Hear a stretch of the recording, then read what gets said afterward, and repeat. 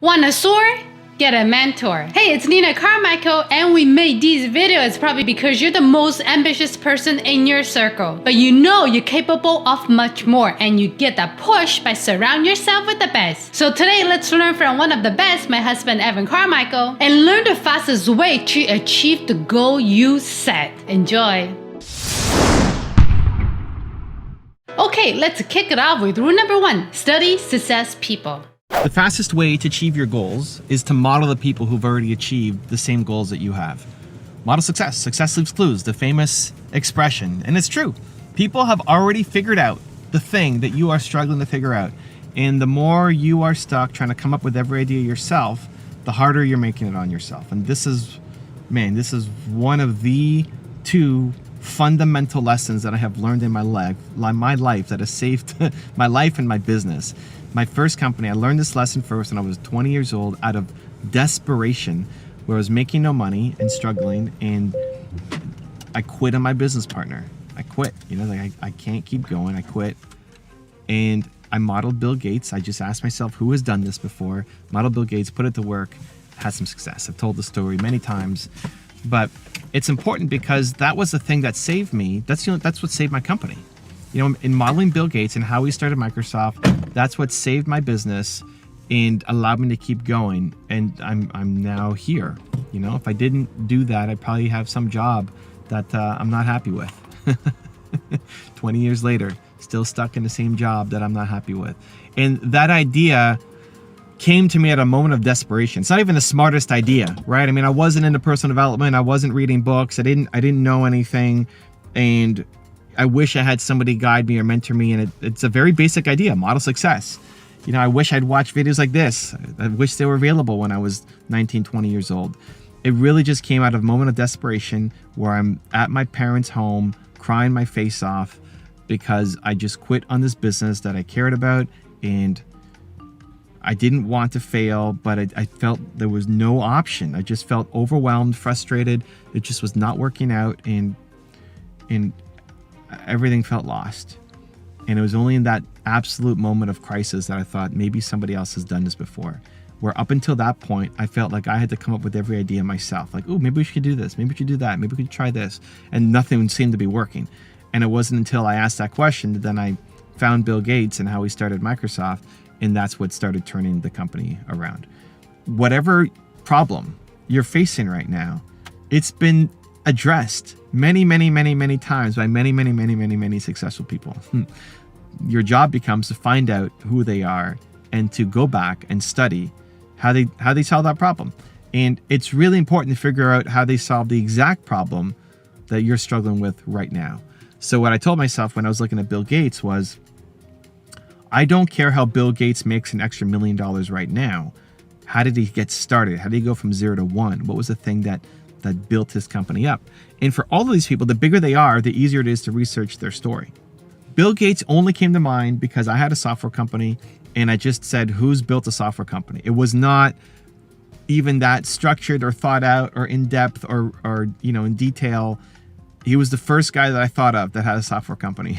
Bill Gates, Microsoft. How did he do it? That was it. And in looking at his story, I found out that Microsoft built their business through partnerships. And their big deal came when they made a partnership with IBM. And IBM at the time was the biggest computer manufacturer on the planet. So the deal was every IBM that was shipped, every computer that was shipped from the biggest computer manufacturer in the world had Microsoft software on it. It was a huge deal. That blew up the company. And that was pretty easy to find, right? The transitional moment in the company. It's like, wow, okay, partnerships, that's interesting. I maybe can do that. But Microsoft was already a $7 million company when they made that deal. Now, $7 million was nothing compared to what they would go on to be, right? Billions and billions of dollars. But it was $7 million was still more than what I had, right? $7 million felt like a giant company compared to me making $300 a month, right? So the next layer is to dig a little deeper. Not just their big break, which is important, but how did they get started? Like, how did they get to the big break is really valuable. It's really helpful to figure out. And again, the bigger the person is that you're modeling, the easier it is to find the content. You just might have to dig. You might have to go read biographies, read articles, read interviews, watch videos to figure out those early parts. Not just their upbringing, but what were the things that they did that led to the big breakthrough, not just what the big breakthrough was. Big breakthrough is super important, but the steps that led to the big breakthrough, even more important if you're at the beginning getting started. So Microsoft big breakthrough was the IBM deal. They're already $7 million company. How did they get to become a $7 million company? That was the $1 million question, maybe the $7 million question. And it was still through partnerships. So what Microsoft did was they had software and they looked at any hardware that existed that needed software for it, and they would go and pitch their software. Their first deal was with the MITS Altair, and the MITS Altair was a piece of hardware, and it was featured on the cover of their magazine. That was the big magazine for the computer industry at the time, and they needed software. And Bill Gates called them up with his partner Paul Allen and said, "Hey, we've got software for the MITS Altair that you can use that will make it a lot more valuable to people." And they didn't even have it built yet. On the plane ride over to go meet the company, Bill Gates was finishing up the code to go program, and they hoped that it would work, and luckily it did when they had the meeting. So I don't necessarily like that part of lying that you've got something, but it's interesting to know how he did it. The boldness, the willingness to reach out and say, "Hey, I've got something that can help you," were things that I really struggled with as a 19-year-old entrepreneur, believing that what I had was great and that I could really solve big problems. Where Bill Gates was saying, "Yeah, we got this," even though he didn't have it yet, and he wrote it on the plane on the way over, right? But it was still through partnerships. And anytime Microsoft was entering something new, they found partnerships. And so I applied that strategy to me. And I started looking for who can we partner with? Not like a business partner where they own a piece of our company, but who can we partner with that it's a distribution deal? And the first company that I made a deal with was out of the UK, and we had a arrangement for them to represent us in the UK and a couple of the markets in Europe where they would be distributing our product, and we made an exclusive deal so that anytime we got a lead from those markets, it would go to them and they would be doing their own marketing promotion as well. And in exchange for that exclusive partnership, they would pay us $13,500 up front. And I remember I was so scared to ask for that. It felt like a giant number.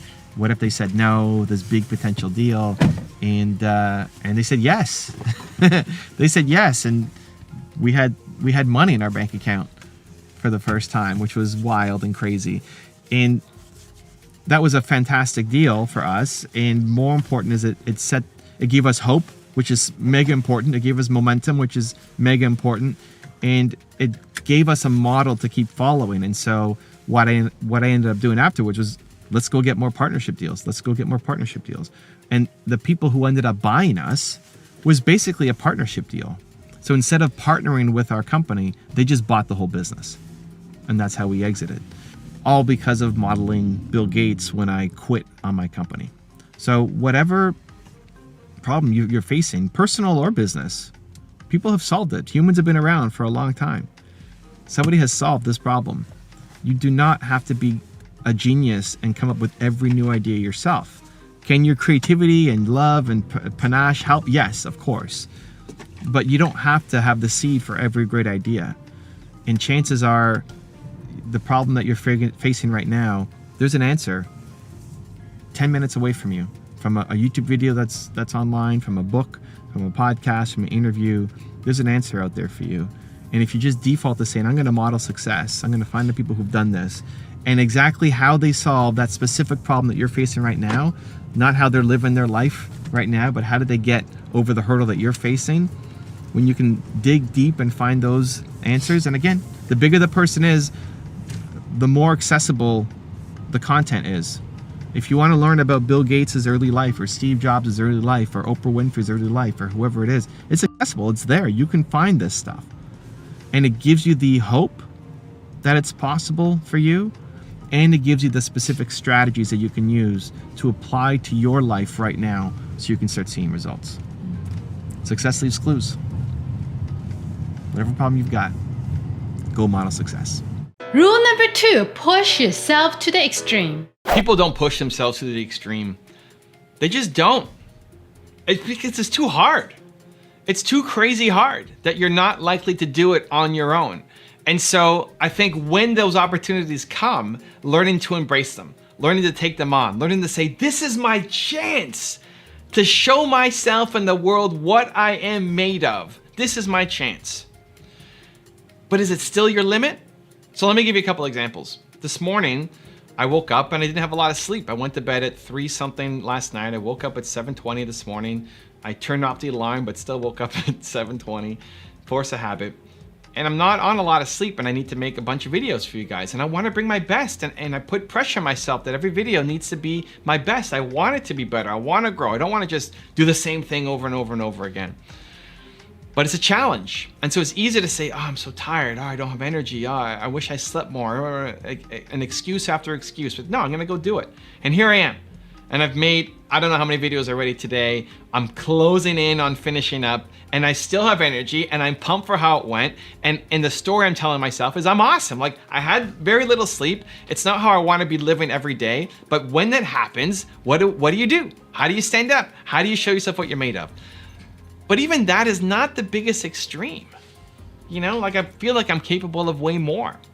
My tour was the most that I'd ever pushed myself. Not just mentally, not just facing fears, but physically pushing myself. Where I broke my neck in 2 spots. I had a concussion. I've never had a concussion before. It was wild. Don't wish it on anybody if you haven't experienced it yet.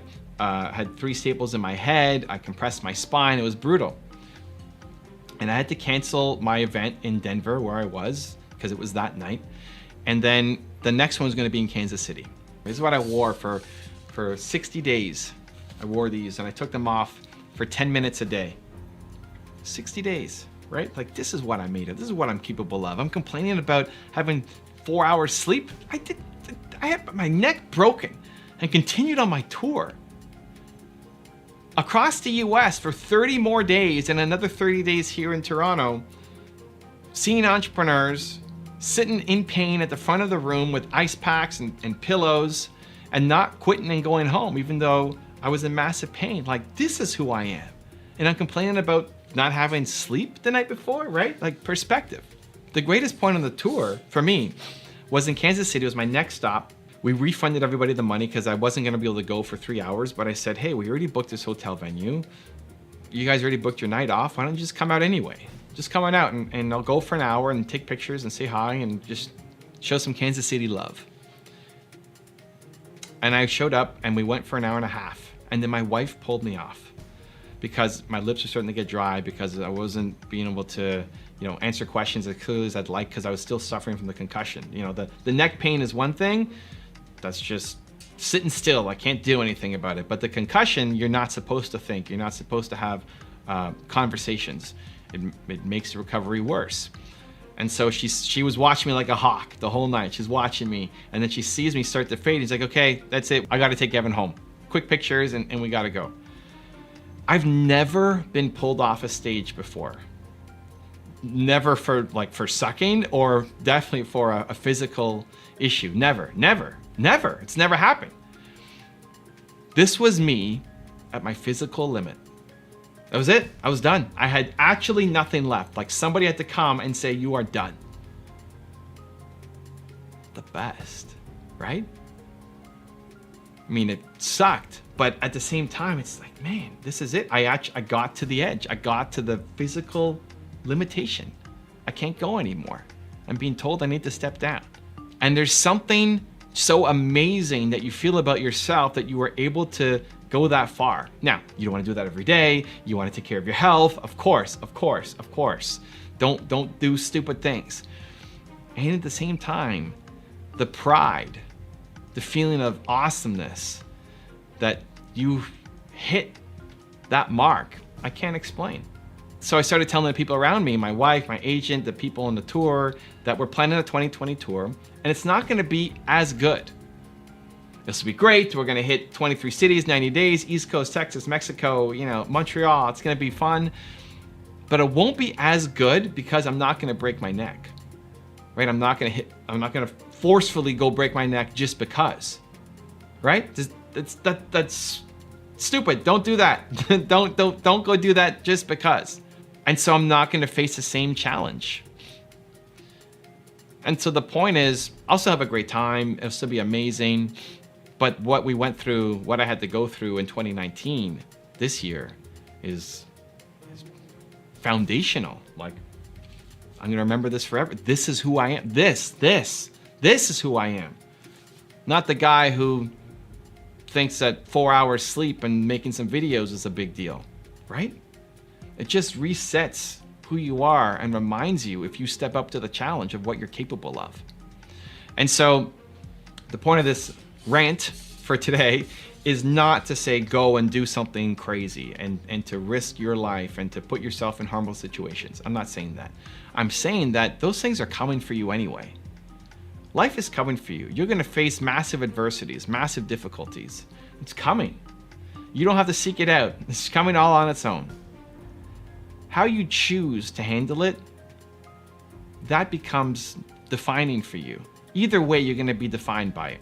You're gonna be the person who succumbs to it, who doesn't stand up, who feels small, who feels insignificant, or you're gonna be the person who rises to the challenge, who steps up to the plate, who even if you don't get the result, right? I got pulled off of the Kansas City stage. Even if you don't get the result, you gave it your best. And there's such an amazing feeling of pride and gratitude and just self-love when you know that you actually gave everything that you had. And so the next time you get faced with that kind of challenge that comes to you, make the decision that will make you proud and tell yourself, this is the best.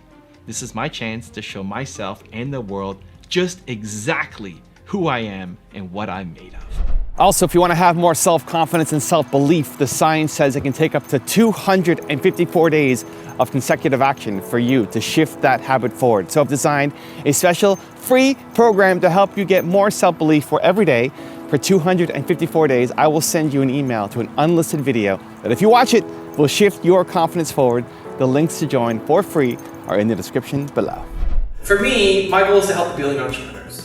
And so I always want to work on projects that have the ability to have a massive impact. That's what I strive for every single day. Find whatever the smallest first step is, and then the smallest next step is, and continue to build those steps. And when you look back, you'll have realized that you made some pretty significant progress. Don't go to them asking for help first. Go to them with value first so that they're stumbling all over themselves to try to find a way to help you out too. Bring value first.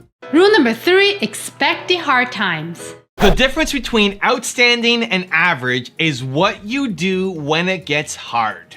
People with an average mindset only do things when it's easy. Because it's easy, anyone can do it. But life is coming for you. Setbacks, they're coming for you.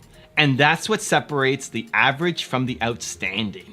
Your goals, they don't count until it's hard. So I had a new guy on my team who was writing to me to say, Evan, it's super important, this is urgent, I need help with my schedule. I'm just not staying consistent, I'm not staying on my goals. I know what I want to get done for you, but also for my life, and it's not, unless it's some deadline or you're on me, it's not happening. I'm not consistent on it. How do I get going? How do I stay consistent? And so we worked together through the schedule and we created his calendar and said, what are your goals? And put it in your calendar and how do you want each day to go? And he plotted out his Saturday to Sunday, the whole week. And then I asked him, okay, now put in your morning routine. What do you want to do every day? Right, so he plotted that into his calendar. Now he's got this weekly schedule of what he's going to do every morning and then every day doing different things and how he wants his ideal life to go. Awesome. And then I told him what really mattered. Like, this is great. Your actions map to your ambitions. It's really important. But following through on your calendar doesn't count until it's hard. Maybe today is going to be easy for you. Maybe tomorrow's easy for you because we talked, because you're motivated, because you're inspired. It's like, yeah, I'm going to go do it. Awesome. What happens when you don't sleep well? What happens when something happens in your family? What happens when the website crashes? What happens when something happens? What happens when you've lost some motivation, energy? What happens when you get some bad news? What happens? What do? This is where most people crumble. This is where most people, as soon as there's one little tiny thing that interrupts them, they're gone. They fall off their entire schedule and routine. Your goals suddenly don't matter anymore. You don't think they're possible. Your goals don't count until they're hard. That's what I told them. I said, listen to me. This is a great plan. That life that you wrote, that's a great life. What you wrote down on your calendar, that's a great life for you. That's what you want. Imagine if you did that every day for the next year. How different would your life look like 1 year from today? If you were consistent on staying like, oh yeah, amazing, great. Doesn't count until it's hard. None of this matters until it's hard. Life is coming for you. Get ready.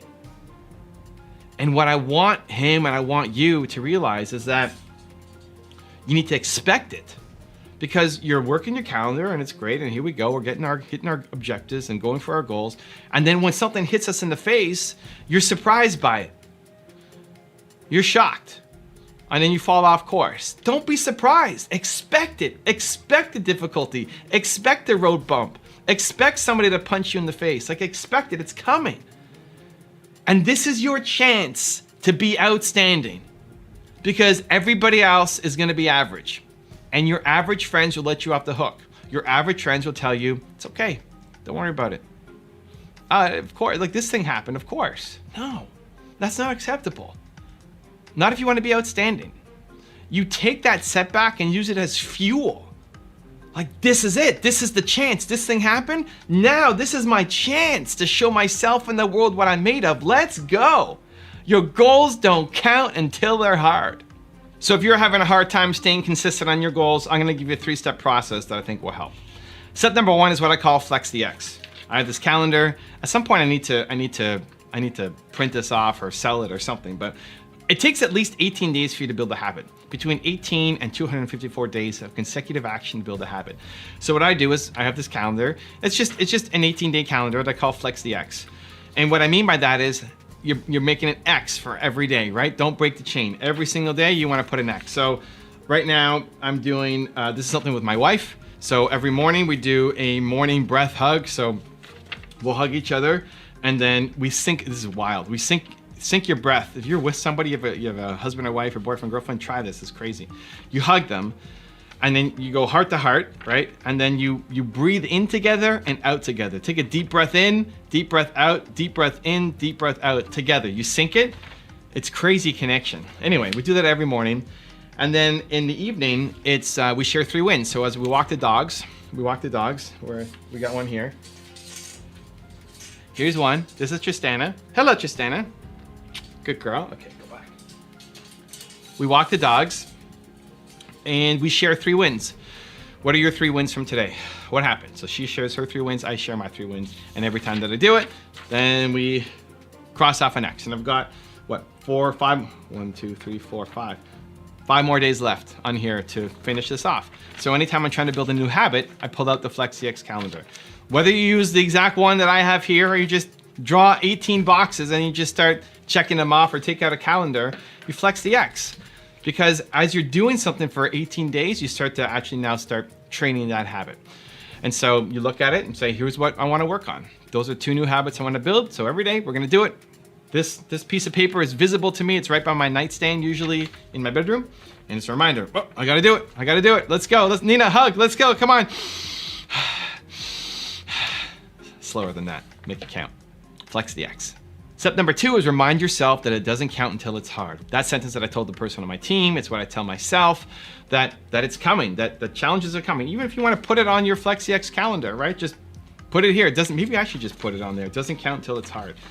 Remind myself as a reminder for you guys. It doesn't count until it's hard. Remind yourself that it's coming so that when it comes, when you're tired, even for me this morning, I was up late, right? I was up till 3 o'clock last night and I woke up at 7, just before 7:30, 7:20. You got to take these guys out. So not on a lot of sleep. 4.5 hours is not typical for me. And I've got to make a whole bunch of videos today. And the espresso ones take the most time, energy, effort, impact, thought, consideration, because I want to bring my best to you guys. And so it's easy to say, oh, I only slept 4.5 hours. What am I going to do? I got to make these videos. This sucks. No, it doesn't count until it's hard, right? That's literally how it happens. As soon as the complaints or insecurities or fears or excuses come in, you snap it. Say, it doesn't count. These goals don't count until it's hard. Let's go. Remind yourself daily. And then step number 3 is celebrate. And I don't think I do an even good enough job on this, but when we're done this, like 18 days, like, hey, celebrate, right? Just recognize that you did something special. And whether that's you're gonna go out for dinner or you're gonna do something to actually celebrate or put on a song or dance or whatever, just to make yourself feel like you do hard things and you're growing and you can stay consistent and you don't give up and you don't procrastinate and you move forward towards your goals, and just making yourself feel like what you do matters and that you can do difficult things. And the more that you take on these kinds of mini tasks and challenges, the more it'll make you feel like you can take a bigger step, and the next time an even bigger step, and the next time an even bigger step. That celebration reinforces how much of an awesome person you are. And I think that's the biggest game. It's the inside game. It's not what your parents think of you or your friends or your husband or wife. It's you. Like, what do you think about you? Do you think you're awesome? Because if you think you're awesome, I guarantee you're gonna do awesome things.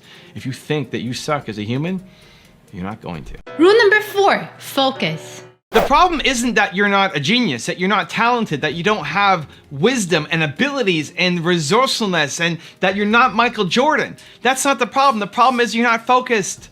You're not doing the things that you need to do. I just came back from Video Marketing World in Dallas, and I was being asked about where to spend your time, which social media sites to spend time on. And I think this is a classic example of where entrepreneurs fail. Is you're trying to do everything, and as a result, you suck everywhere and feel burnt out, tapped out, and not building momentum. If you get to the end of a week and you feel like you worked your face off, but you look back and what did I get done? If that's how you're ending a week, you worked hard and you feel like, what did I get done? You're not focused. You're switching between tasks too much. Instead of having all of these social media sites at the same time, pick one and crush it. I quoted Andrew Carnegie at my event, at my speech. My favorite quote from him is, put all your eggs in one basket and then watch that basket. Everybody's saying diversify, diversify, diversify. Have 18 different multiple streams of income. Look at the people who are a one-person show with 18 streams of income. They're making no money. You're making $10 a month from this and $25 a month from that and 18 cents from this. You're not making money. Now, as you build and scale and grow and you have a team like I do, I've got 24 people on my team. Okay, great. Now it might be time to diversify. But as a solo person, you can't do everything yourself. And you are a genius. You have Michael Jordan level talent at something. And that's what you need to find. And that's what you need to spend as much time as possible on until you're making money. You can invest back into your business and continue to grow. So let's look at social media. Great, pick one. Pick one. Just pick one and crush it. Whether it's Twitter or Instagram or YouTube, whatever you think has the best combination of what you're good at. You know, so if you like making videos, YouTube's a great place to be. If you like writing, you can go on Twitter or Medium, right? Pick the one platform and then spend your time focused on that. Because if I look at most of people's content, you look at your own content, look at what you're posting across these platforms. Are you proud of it? Would you follow you? Probably not for too many people. So stop wasting time posting mediocre garbage and post quality in one spot and start to win there. And then leverage it, and then build a team, and then expand. Same thing with products and services and business lines. You can't do a great job servicing your customers, investing back to research and development, coming up with new ideas. You can't. Not if you're doing 18 businesses at the same time. I had a woman come out to my workshop when I was doing a tour, and this was her issue. She was in real estate and she was in network marketing and she was in 5 different business lines. She said, well, I need to diversify. Diversify what? You don't have anything yet. You're diversifying yourself out of a life, out of an income, out of a business. Where if you just had one super strong pillar that then won, you'll win. Now, the argument for diversification is, well, if one thing crumbles, you got something else. Great, but here's what people are missing. If YouTube crumbles, I'll take my skill set and go somewhere else. If my business crumbles, I'm still me. I'll take my skill set and move somewhere else. Look at Jake Paul and Logan Paul. They were on Vine. They crushed it on Vine. Top people on Vine. Vine closes down, right? Almost overnight, closes down. Great, they have a skill set. They come to YouTube and blow up and get millions of subscribers. If YouTube goes away, for me, my skill set is applicable to wherever people are going to watch video content next. If your business goes away, the skill set you've learned will go somewhere else. You haven't lost, you haven't forgotten how to do your thing. Diversification is only important when you don't know what you're doing. That's why it's a great investment strategy, because you can't control the company. If Google starts tanking because they have some lawsuit, you have no control over that. So yes, you need to diversify, right? If the US economy tanks, you should have a diversified portfolio, because you can't control that. But when you can control it, when it's your business, I'm in the line of Andrew Carnegie, who was the richest human on the planet when he was alive. And he said, put all your eggs in one basket and then watch that basket. Rule number 5, the last one before our very special bonus clip, ask for help. Not asking for help is selfish. You might think that trying to do everything yourself is selfless, that it's wrong to ask for help and noble to do everything yourself. But you love helping people. You love helping others. Remember that joy you feel when you help somebody and brought a smile to their face knowing you made their week? By you not asking for help, you're cheating people of that opportunity to bring a smile to their face. Stop being selfish and start asking for help. I came up with this idea when I was at a video game cafe. So here's what happened. I was on a call with one of my big customers at the time, and I was in Los Angeles, and we're doing a Google Live, streaming to my YouTube channel, lots of people watching, YouTube Live, I'm interviewing him, and then the internet goes down. Like, what happened? The power went out across all of Los Angeles. The power goes out and it's down. I got nothing. The stream is still live, but I'm not there anymore. I left my client live on the stream, and he's not sure what happens. He just sees my camera go down, and then he keeps going by himself for another 15, 20 minutes, waiting for me to come back. And he's embarrassed, and it's awkward, and he doesn't know what he's doing because the host who has the audience there is now gone. And then eventually he just leaves because he said, well, I don't know where Evan is, but thank you guys for watching. And it put him in a really difficult situation. I felt terrible. I went back to watching the live stream after, like, oh my God, I can't believe that happened.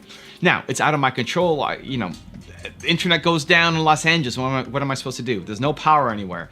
So as soon as the power gets back up, I message my client and say, hey man, I'm really sorry about that. Let's reschedule it. Let's do it again when I'm back home in Toronto, where I know I have stable internet, and I want to do it again for free, no extra cost. Even though we had almost finished the live stream together, we're gonna do a whole other one for free just because I want to make this right for you. Great. So we come back to Toronto. It's like a week or two later. And my internet is pretty rock solid in my home office. I've never had an internet issue really happen while I was doing a live stream, but I wanted to make extra sure that this time nothing happened, because if something happened the second time, it would not be a good thing. So I asked my friend Jay Rise, and I said, Jay Rise, I need a place that has rock solid internet that I'm gonna do this live stream and nothing can go wrong. And he said, I got a place, it's an internet cafe that I go to. I'll introduce you to the owner. I know him, and you can do it there. Like, thank you so much. So we go there. I'm there an hour early. I'm setting up. I'm talking to the owner. I'm testing the gear, my microphone, the headset, all of it, the camera, testing all of it, just to make sure that everything is working smoothly. I'm nervous because the last time it failed on us. My client comes on. We go live for half an hour, I don't remember, and it was smooth, perfect, no issues, crisp, amazing internet, blazing fast speeds. Great time with the audience, and we delivered an awesome product. Sigh of relief, right? I'm so pumped. I go talk to the owner and say, dude, thank you, man. It was perfect. No complaints, no problems. Thank you so much. How much do I owe you? And he said, well, you were on the computer for about an hour and a half, and Jay Raj was on the computer for about an hour and a half, but I'll just bundle it together. So I forget what he told me. It was like $5 or $7 or $10 or something. Like, are you kidding me? I would have paid $1,000. I would have paid a lot of money just to make sure that this went smoothly, because it's the relationship with my client at the time, right? I said, okay, well, great. Here's the $7 that you wanted. Awesome. Let me buy some stuff from behind the counter. Let me buy some snacks from my friend Jay Rise. Jay Rise was hungry. He needed to eat. So like, here's $20, $25. Let me just buy out a whole bunch of your snacks and give it to him. He's like, no, you don't have to do that, man. Don't worry about it. Like, no, I want to do it. Let me buy the snack. No, don't worry about it. The owner thought that he was doing a good thing. The owner thought that he was being selfless, that, hey, don't worry, but you don't have to do it, that just paying for the internet was enough for him. But he was actually being selfish. In that moment, he was being selfish because he cheated me of the opportunity of, one, saying thank you, I wanted to pay more, I want to pay more. You're cheating me of the opportunity to do it, and you're cheating me of the opportunity to help my friend J-Rise and give him some food because he was hungry, so we had to go somewhere else. You need to be willing to bring other people in. You need to be willing to ask for help. Yes, you don't want to waste your time. Yes, you want to be respectful. Yes, but people love helping others. We are built to serve. You want to help other people. That joy that you feel when you help somebody out, allow it to come into other people's hearts too. And it only comes when you open up and you ask for help and you say, hey, I'm really struggling with this thing right now. And I could really use some help. And people may not be willing to do it. They may not have the time to do it. Don't be too pushy and don't be too overwhelming.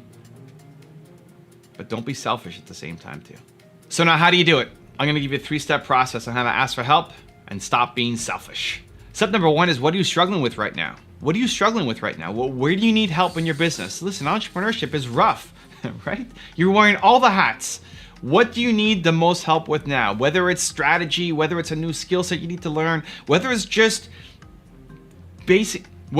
taking off some of the operational stuff that you have to do in your business, right? The day-to-day, the grind, is just overwhelmed with project work. What do you need help with? Number 2, who's an expert at that thing? Who do you know? Who have you helped before? Who's in your circle? Who is an expert at that thing? Who, by them spending a little bit of time with you, could make a really big impact on your business. Make that list. And step number 3 is reach out to them with love, appreciation, and 0 expectations. Explain the story. Explain how much this would mean to you. Explain why you're struggling and how you want to use this thing to get to the next level in your business, in your career, in your mission, in your vision, and then how they could be an important part of it. With love, but 0 expectations. If they say they're busy, don't be hurt by it. If they say, sorry, I can't help, that's okay. But reach out. Don't take the yes away from them. The problem when you don't reach out is you're saying no for them. When you don't reach out, you're saying no for them. And a lot of people would want to say yes to you.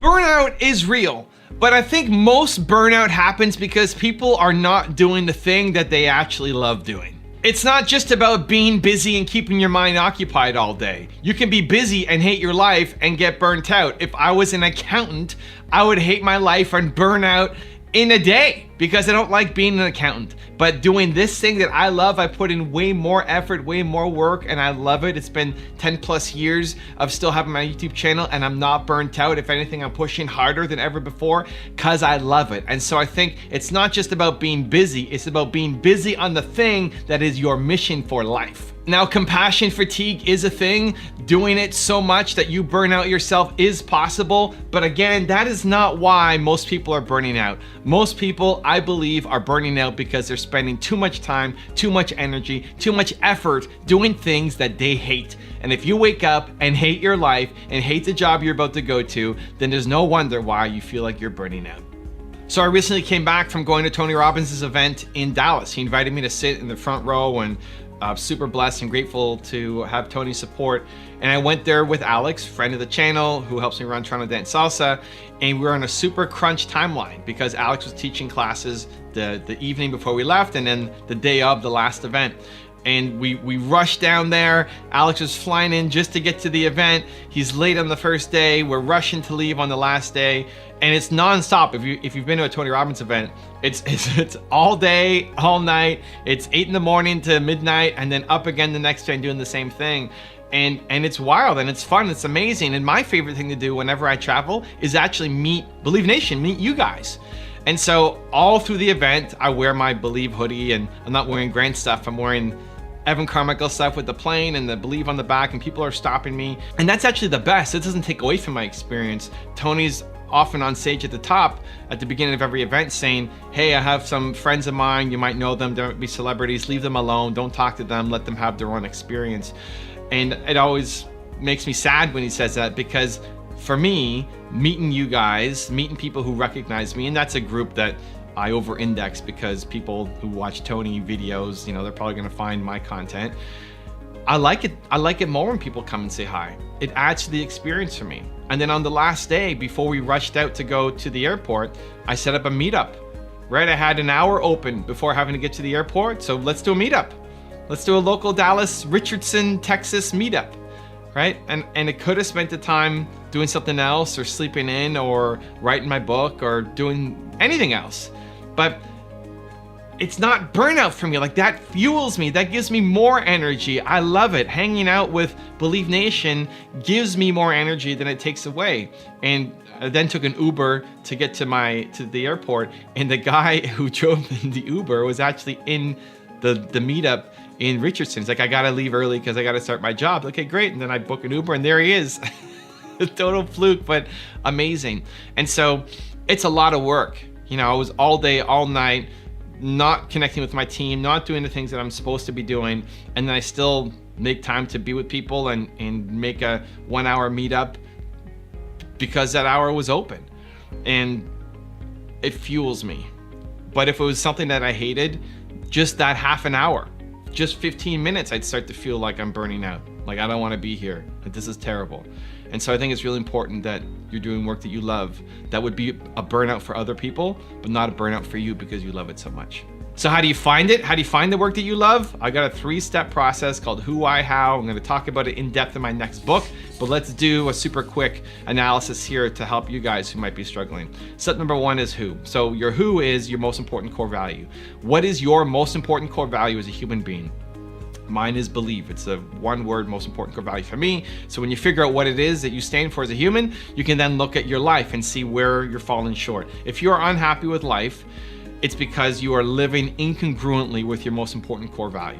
So someone whose core value is freedom, as an example, you can look at your life. Like, are you allowed to be free? Are you free at work? Are you free in your relationships? Are you free, in these different areas? If not, then you're not going to be happy. That's why you're not happy. Because your boss doesn't allow you to have freedom. Mine is believe. So believe has to be in everything that I touch.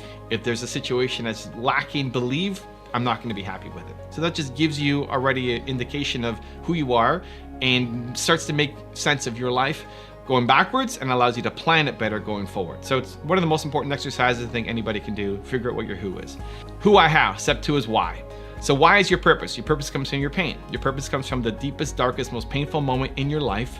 Whatever that was, your purpose is to help other people who are currently going through that thing. Whatever you struggled with, suffered with, endured, felt like you never want to wish that on your worst enemy, never want to go back and experience again that pain. That's what I'm talking about. You want to help other people who are currently going through that pain, because there's a lot of people who are currently going through that thing. Who you were X number of years ago, there's a lot of people who are currently like that right now. That's who you want to help for life. That'll never get old. That's your purpose for life. I want to help entrepreneurs for life. I believe in entrepreneurs for life because I struggled so much as an entrepreneur, and I want to make the path a little bit easier for everybody else. So that's your why. And your who and your why are constant. They never change. Your core values and your purpose are for life, and that's amazing. The last step is how. Who, why, how. How is your passion. How is how you got out of the pain that you were in. So you struggled with something. How did you get out of it? You may not be fully out of it. Maybe you're still on your journey out of it, but you're further ahead than you used to be. How did you get out of it? Did you read books? Did you watch videos? Did you meditate? Did you walk your dogs? Did you listen to music? Like, how did you get out of it? How did you get out of it? And that is a recipe that you can teach other people. How you got out of it was not some random one-off situation. You can teach other people. So I struggled a lot with my business. I felt worthless as a human. I wanted to quit. I told my partner that I quit. How I got out of it was modeling success. I looked at Bill Gates, how he started Microsoft, and I applied those strategies to my business, and we started to see some success. 20 years later, what am I doing? Still modeling success. Right? I want to learn from Grant. I want to learn from Steve. I want to learn from Kanye. I want to learn from these people. It's why I keep creating this content. How I got out of it was studying success, and now I teach other people how to study success. Right? How you actually go about doing it may change. When I first started doing it 20 years ago, it was through books. Right? Now it's through videos. And in 10 years, 20 years is going to be through VR and a bunch of other technologies that I'm sure are coming. But the how you got out is a teachable recipe that you can give to other people. So if you're struggling with burnout and you think it's because you don't love the work that you're doing and you know that you're destined for something greater, that you do have Michael Jordan level talent at something, but you don't know what it is and you want to figure it out, figure it out. This is the process. This is the easiest process I know of to get there. Figure out your who, your one word most important core value, figure out your why, your purpose comes from your pain, and figure out your how, which is your passion, how you got out of it, you can teach other people, and that will set you up for an amazing life with hopefully very little burnout and definitely a lot of purpose.